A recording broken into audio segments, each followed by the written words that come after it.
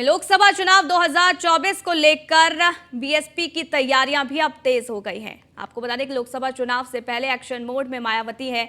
BSP supremo में मंडलीय व्यवस्थाओं को समाप्त कर दिया है। इसके साथ ही आपको बता दें कि लोकसभा चुनाव से पहले यूपी को सेक्टर में बांटा गया है। सुप्रीमो मायावती ने पार्टी में अहम बदलाव भी किया है। यूपी को 9 सेक्टर में बांटा गया है। हर सेक्टर में 2-2 मंडल होंगे। वहीं मायावती ने 2 से लेकर 3 प्रभारी भी बनाए हैं।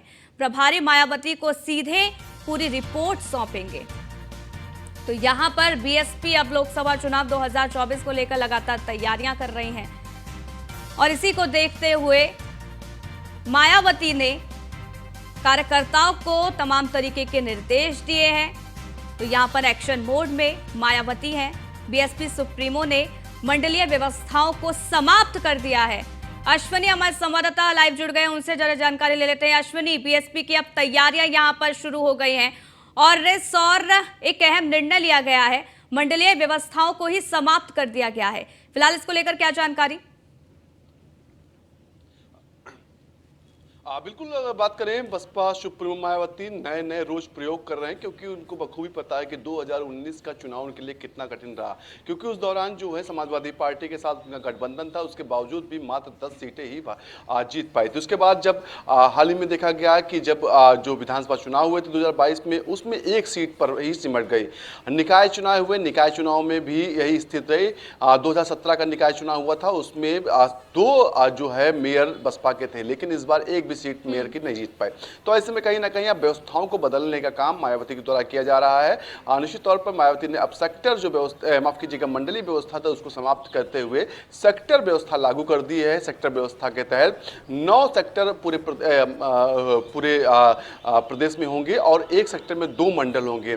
साथ ही साथ सभी सेक्टरों में 2 से 3 प्रभारी नियुक्त किए जाएंगे। तो बाकायदा पूरी आज तैयारी देखेंगे। आखिर 2024 का जो लोकसभा चुनाव होना है, उसको लेकर क्या क्या तैयारी, जो उनके प्रभारी हैं, जो उनके जो कार्यकर्ता हैं, वो क्या कर रहे हैं। साथ ही साथ इसकी रिपोर्ट जो होगी सीधे मायावती को दी जाएगी निश्चित तौर पर, क्योंकि बसपा चाह रही है कि इस चुनाव में कुछ ना कुछ बेहतर किया जाए, क्योंकि जिस तरीके से 2022 का विधानसभा चुनाव रहा वो कुछ खास नहीं रहा। तो ऐसे में कहीं ना कहीं अपने अस्तित्व को बचाने के लिए अब नित नए प्रयोग जो है बसपा के द्वारा किए जा रहे हैं। लेकिन इसका कितना फायदा होगा ये तो चुनाव बताएगा, क्योंकि इससे पहले भी इस तरह के प्रयोग किए जा चुके हैं। पहले मंडलीय व्यवस्था को शुरू किया गया था, सेक्टर व्यवस्था को समाप्त किया गया था, साथ ही साथ प्रभारियों का जो चयन तरीका था वो कम अलग किया गया था।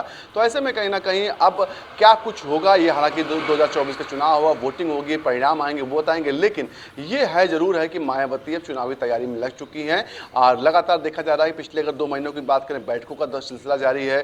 चाहे लखनऊ हो या दिल्ली हो, दोनों जगह बैठकें चल रही हैं। साथ ही साथ उत्तर प्रदेश के अलावा दूसरे राज्य जहाँ पर अभी हाल ही में विधानसभा चुनाव होना है, या छत्तीसगढ़ की बात करें, या मध्य प्रदेश की बात करें, राजस्थान की बात करें, सभी जगह पर बहुजन समाजवादी पार्टी एक्टिव होकर के कहीं ना कहीं आज जो है चुनाव लड़ने की फिराक में है। वहां चाह रही है कि उनके प्रत्याशी वो जीत कर आए। तो ऐसे में कहीं ना कहीं बसपा सुप्रीमो हैं, अगले कुछ दिनों में आज जो छत्तीसगढ़ और मध्य प्रदेश में चुनावी प्रचार करते हुए दिखाई देंगे। तो ऐसे में कहीं ना कहीं बसपा आप कहीं ना पूरे सैनिटाइज तरीके से जो तैयारी कर रही है, क्योंकि 2024 का चुनाव अगले साल होना है। और ऐसे में कहीं ना कहीं अगर उसकी यूपी समेत कई अन्य प्रदेशों में अगर सीटें आती है, तो निश्चित तौर पर बसपा का जो है जलवा बरकरार रहेगा। बिल्कुल, क्योंकि लोकसभा चुनाव में ही मायावती का क्या कुछ भविष्य रहने वाला है, उनकी पार्टी का क्या कुछ भविष्य रहने वाला है अश्विनी, इससे ये स्थिति भी साफ हो जाएगी। और शायद यही वजह है कि तमाम कार्यकर्ताओं को उन्होंने निर्देश दे दिए हैं और इस तरीके की तैयारियां यहां पर मायावती के द्वारा की जा रही है। बिल्कुल, जो राजनीति के जानकार, उनका कहना है कि 2024 का चुनाव बसपा की नीति और नीति तय करेगा कि आखिर उनका भविष्य क्या होने वाला है। क्योंकि 2024 के बाद अगले 3 सालों तक कोई भी बड़ा चुनाव उत्तर प्रदेश में नहीं होना है।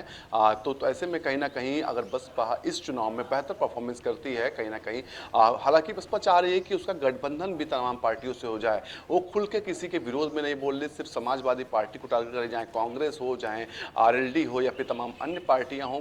वो कहीं ना कहीं के खिलाफ नहीं बोल रहे, तो ऐसे में कहीं ना कहीं संभावना है कि बसपा चाह रही है कि किसी भी पार्टी के साथ उसका जो है गठबंधन हो जाए, जिससे वो बेहतर परफॉर्मेंस कर पाए, क्योंकि बसपा को एक पता चल चुका है कि अकेले चुनाव जीतना उसके लिए मुश्किल होगा, अकेले वो चुनाव जीतने में सफल नहीं हो पाएगी। तो बिल्कुल, ऐसे में लेकिन फिलहाल तो एकला चलो नीति पर ही मायावती चल रही है, लेकिन आगे किसके साथ गठबंधन करती है ये देखना होगा, क्योंकि तमाम प्रयोग भी किए जा रहे हैं। अब वो प्रयोग कितने उपयोगी साबित होते हैं ये भी देखना होगा। आपका बहुत